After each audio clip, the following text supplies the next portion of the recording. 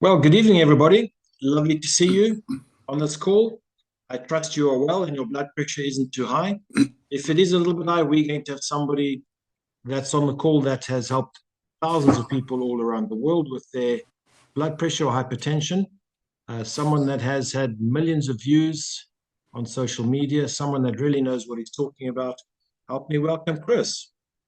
Thank you, Frank. Thanks for the introduction. We're going to talk about hypertension or high blood pressure. So if you know what tension is, if you were to pull a cable or something or a piece of string like that, then if it's floppy like that, it doesn't have much tension in it. But hypertension is if it's very, very stretched like that. Okay, so there's lots of stress in it.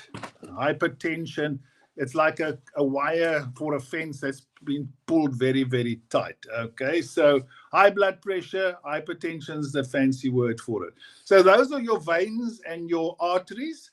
So if this is where your heart sits on your left-hand side, presumably, the arteries are the things that take the blood away from the heart, and the veins are the pipes or the tubes that bring the blood back. And you'll see in the arteries, the little bit in the center where the blood moves through is thinner than in the veins.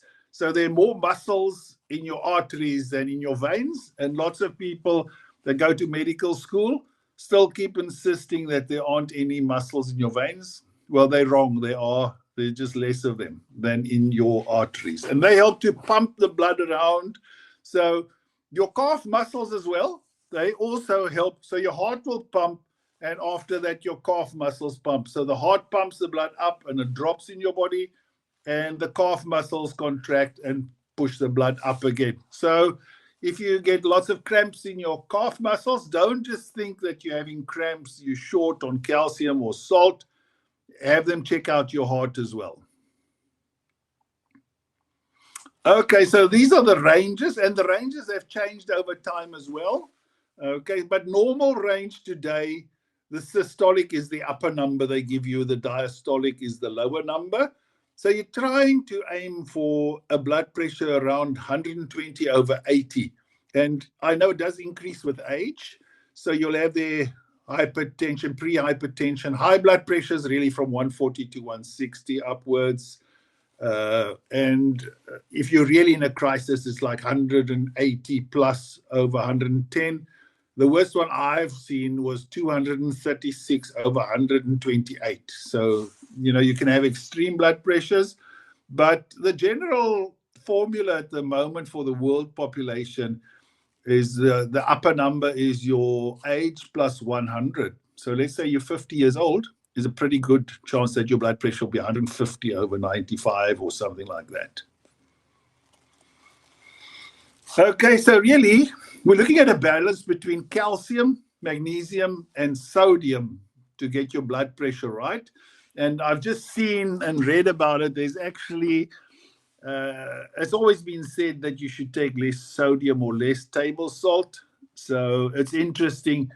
At the moment, they've tried to run a new research article in the Lancet, and it's been attacked in court to have it and try to have it banned and not have it published, where some of the studies show that you can have a lot more sodium than was thought of before. Okay, so the normal sequence in males, you go high blood sugar for a while, leads to high blood pressure. Affects your eyes and your kidneys, then the prostate, heart disease, nerve damage, this tingling in the fingers and below the legs and in the feet. And then people with diabetes, males, about 6% will have amputations of some kind, toes or feet below the knee. And the female sequence actually goes straight from high blood sugar to heart disease, then eye problems, kidney, nerve damage, and depression. And it's interesting, I always thought that there are more amputations amongst men, but I think it's just because we had a bit of war in South Africa as well, and you often see people in war where the men are losing their legs. But from diabetes or high blood sugar, 8% of women will have amputations, which is about a quarter more than the number of men that would have it. So traditional blood pressure medications, this is interesting. I always wondered if magnesium and calcium are important if you have high blood pressure, then surely you would expect there to be magnesium and calcium in medications for blood pressure or for high blood pressure, but they actually have blockers. So I've read all those leaflets and things. So again, they're quite honest. So they tell you they block your calcium and they block your magnesium. So just my simple take on it, you'd probably be on those medications for the rest of your life. Okay, because I don't think the goal of that medication is to fix your blood pressure. Okay, so the effects affects your balance, leads to water retention, dizziness, erectile dysfunction, cramps, weakness. You can go read up. They're like hundreds of side effects. So you have to decide, can I live with elevated blood sugar or blood pressure, or would I rather have imbalances, water retention, dizziness, erectile dysfunction, cramps, weakness, sudden pains in my feet, gout, cold hands and feet, depression, insomnia, dry cough, skin rashes, constipation, headache, heart palpitations, swollen ankles and feet. The last one I read of, one medication has 110 or 111 side effects. So are you willing to swap the one for the 110 others if that's your plan? Okay. So traditional blood pressure medications also deplete your potassium stores. Potassium is actually something that regulates your the alkalinity of your body as well. And there can be like minor changes in alkalinity that can have huge health effects. So a small drop in blood potassium level can cause mild to moderate symptoms like constipation, heart palpitations, fatigue, muscle damage, tingling, numbness, vomiting, diarrhea. So, it's a decision for you. Do you really want to go down that route? Do you think there's an out for you and an improvement? But fortunately, there's a lot that you can do yourself, that you can personally do to improve your situation. So really, what does the body have to do? What do you have to do? Okay, a bit of fun and laughter will help you cope better with stress. I know at the moment, a lot of life and the world's not a laughing matter, but I think it's so silly that you shouldn't take all of it too seriously. Breathe deeply and make a point of taking, say, like 10 minutes. You're driving in your car, just try. It's quite difficult. You think it's simple. Breathe through your nose. It sounds so simple. Well, breathe through your nose, but keep your mouth shut. Okay, and then you'll see that you'll become more relaxed. Okay, because actually what it does, it actually builds up the nitric oxide levels in your blood as well. So that will calm you down. Walk 3 to 5 kilometers in a day. Sleep 8 hours. I saw a great research study the other day. If you sleep 20 minutes less than the full 8 hours, you increase your chance of getting depression in the next year by 24%. Yeah, that's huge. You just slept 20 minutes less than 8 hours, and your chance of getting depression is 24% higher than somebody who sleeps for 8 hours. So you can start with our diet. We can eat decent salads and, go and find these fruits and vegetables. I always laugh when I say, most people pretend to eat fruit and vegetables and salad. I actually do eat fruits. Not fruit. I don't eat a lot of fruit, but I do eat a lot of salad and vegetables. So most people are just great pretenders. So green fruits and vegetables, you can see them all there. There's the cucumbers and the sprouts. I love the sprouts, the Brussels sprouts, and also those long white little sprouts, and beans and peas, and there's some peppers and broccolis. Those are all great for your health. But always remember, I had it again this afternoon. Beverly was on the call with a guy. He's having a lot of dates, though. Dates are good. It's better than having sugar. So I always say the maxim is sugar, honey is sugar, alcohol is sugar, carbohydrate is sugar, wheat is sugar. So all of those things are, we like to play these games. Let's fool ourselves. Okay, so sugar's not good for you. There's too much sugar being added to everything already. Okay. Soups and stews. I like the soups with the things inside of them. My little Barbara likes the smooth soups and she likes to puree them. It's probably because she's of that age where she might be losing teeth soon. So, I like to have a little bit of meat in there and I want to, eat the pieces with it as well. But the same with stews. There's not much difference between a stew and a soup in any case. Same ingredients, just less water inside of it. So make sure you wash the vegetables properly, clean it's not good to say, well, I'm eating all these healthy things, but all the toxins are on there. So they found up to 14 times. So if it's times, it's 1,400% greater chance of a person who is a vegetarian to get cancer than a person who eats from all food groups. It's interesting because you eat a lot more toxins by having a lot of vegetables than if you don't clean them. So these are all the things people say, I'm diabetic or whatever. There's hardly anything I can eat.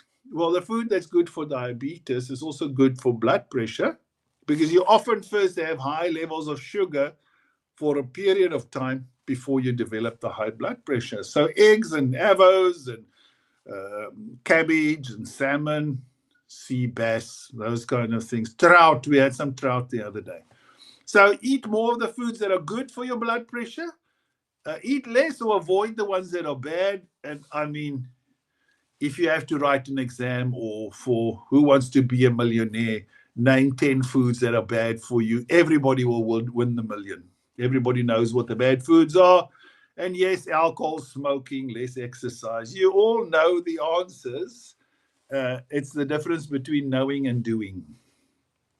Lean protein, so chicken and salmon. Again, if you have the chicken without the skin, if you have the fish without the batter, that's where the problems lie. Is in those add-ons, things that they are dipped in, what they fried in. Okay. So avoid sodium. I still want to read these studies further about the sodium and let them have their court cases first. But in general, the way I understand it is that sodium absorbs water. Because it absorbs water, it draws it into the blood. The volume of the blood is higher because there's more liquid in it now. It's a contained system. And because there's more liquid inside of the blood vessels now, the blood pressure goes up. Okay. Hibiscus tea, that lowers blood pressure.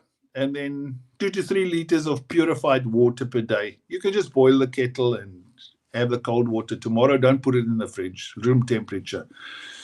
But yeah, a few things you can avoid. No hybridized wheat. Again, a guy said to me today, oh, but he has the whole wheat. Well, I don't think there's today any more difference between just the white bread and the whole wheat and the sourdough. They're all made from the same flour in any case. Reduce red wine and alcohol.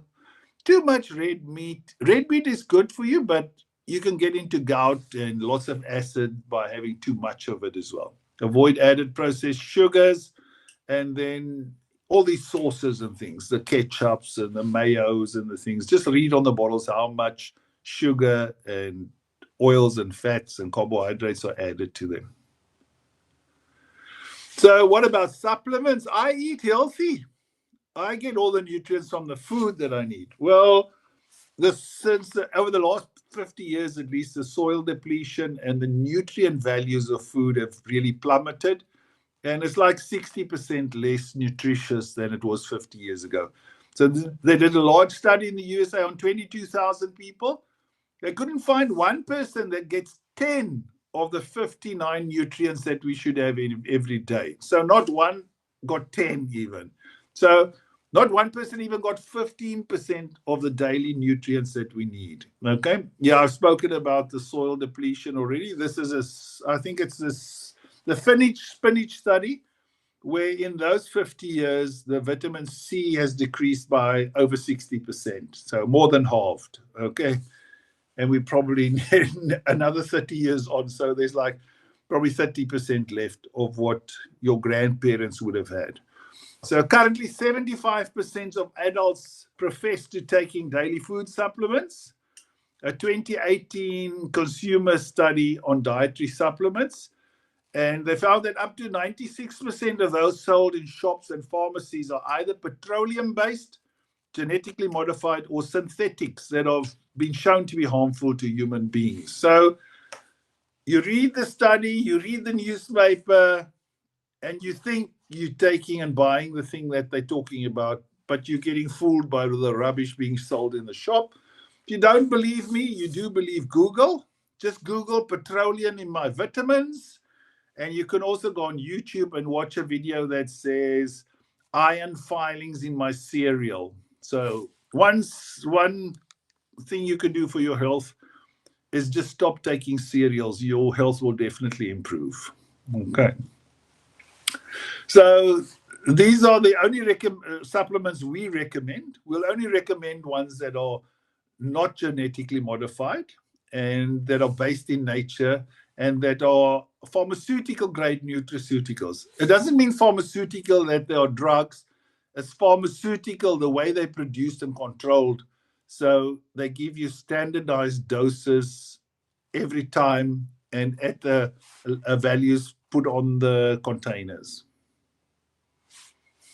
Soluble and insoluble fiber, that's by far my favorite, because what it does, it cleans out your system, so it drags, and wherever it touches, even in your mouth, down your throat, in your stomach, in the small intestines, in the colon, out your backside, it's flushing and cleaning.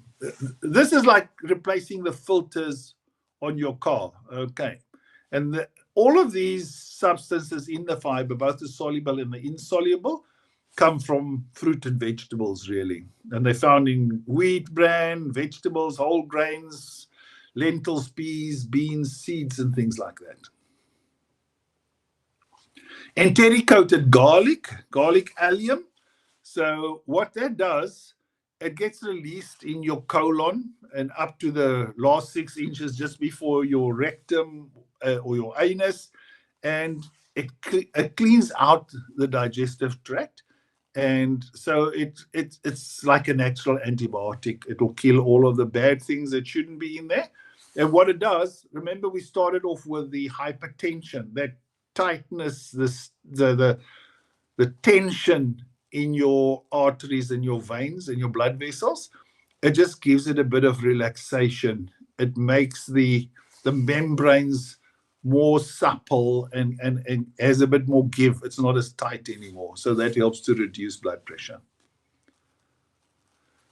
Then food grade magnesium. So we spoke about that before, about the sodium. The same way magnesium would be in a powder form really in your food, and it would absorb water, and it helps to pull the nutrients into your cells. So it can actually take some of the water out of the blood together with nutrients and pull them into your cells. It will lower the volume of liquid in your blood again, and it also assists with the heart rhythm, energy, mood. So if you have a high upper blood pressure, the systolic bit is high, you're low in magnesium. If the bottom one is high, you're also low in calcium. Okay. Wheat germ oil, so it's a vitamin E. It's a natural oil that thins your blood. And the one we suggest is a complete one, 4 tocotrienols and 4 tocopherols.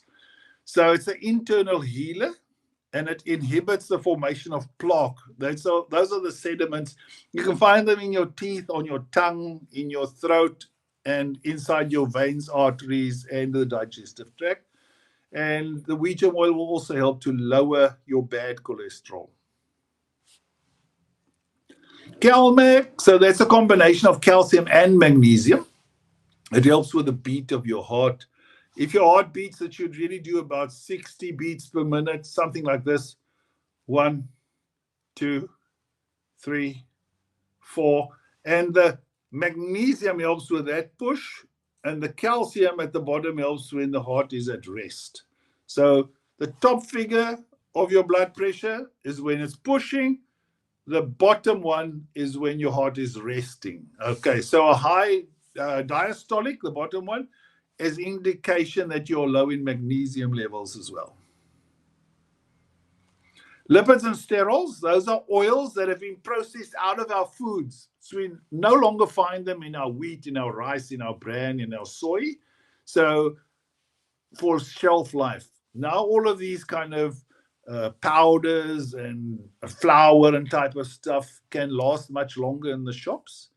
And there's even a name for a low level of the lipids in diabetics, diabetic dyslipidemia, it's called. So it's known that a low level of lipids and sterols are also involved in diabetes.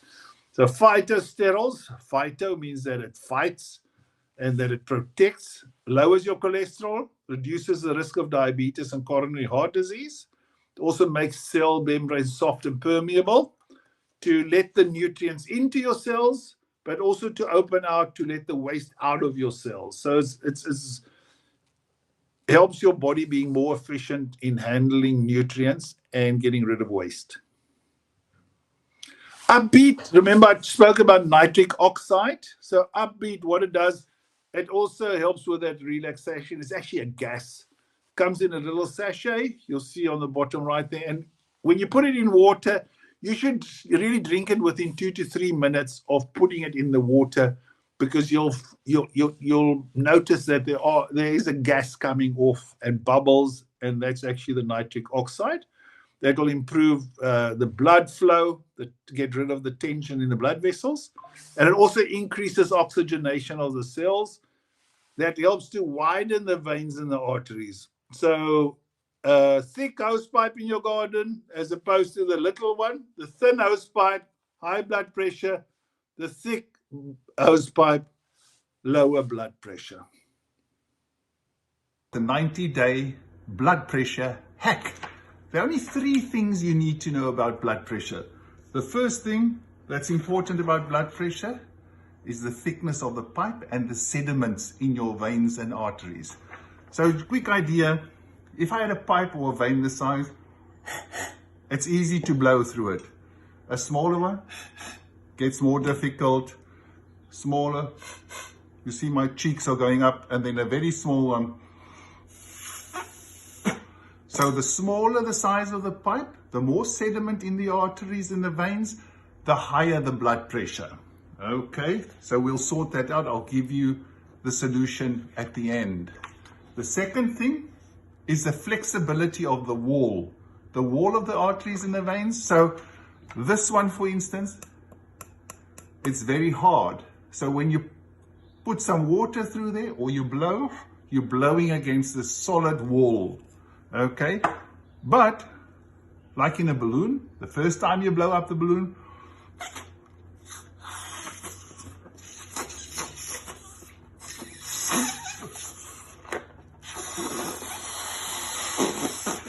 it needs a bit more effort. But when the flexibility improves and you've blown it up once or twice, so it's enlarged,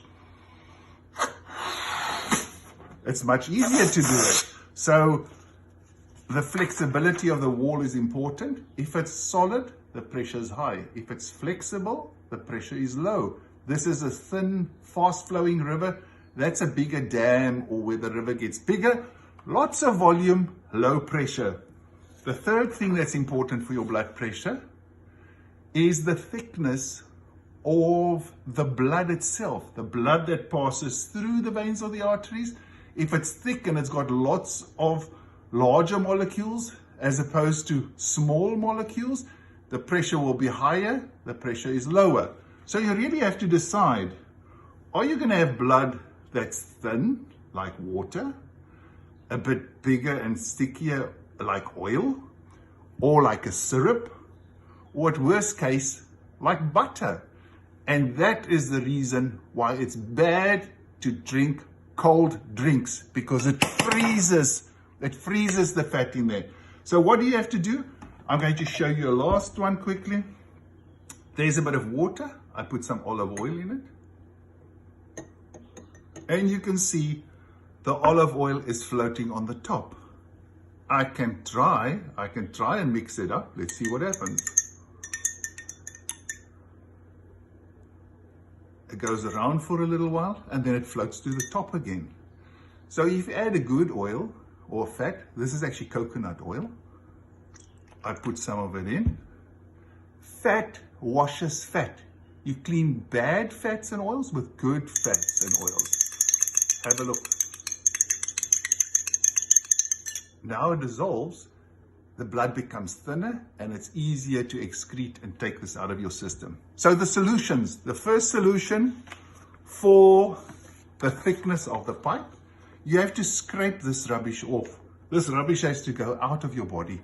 You do that with soluble and insoluble fiber. I had this when I was 30 years old. My blood pressure shot up to over 190 on 140. I studied, I researched, I spoke to specialists, and that's the solution. Get it going, get cleaning out with the fiber, the soluble and insoluble fiber. The second thing we had was the flexibility of the walls. What you need for that is enteric coated garlic allium complex. Enteric coating is the most important because most of the garlic, if you eat it, will be destroyed in your stomach by the hydrochloric acid. If it's enteric coated, it goes through the stomach undigested. In your colon, it will release, and even up to the cecum where it's required. The third thing that we had was the thickness of the blood. The thickness of the blood's important. Remember I say you wash fat oil with oil? Here we go. Vitamin E, wheat germ oil. Wheat germ oil, vitamin E, wheat germ oil. All these products I've mentioned, you cannot buy them in a shop. They are pharmaceutical grade, nutraceuticals. You can only buy them from a supplier. So if you want more information to sort your blood pressure in the next 90 days, contact me and I'll put you in contact with the suppliers closest to where you live. You've got this.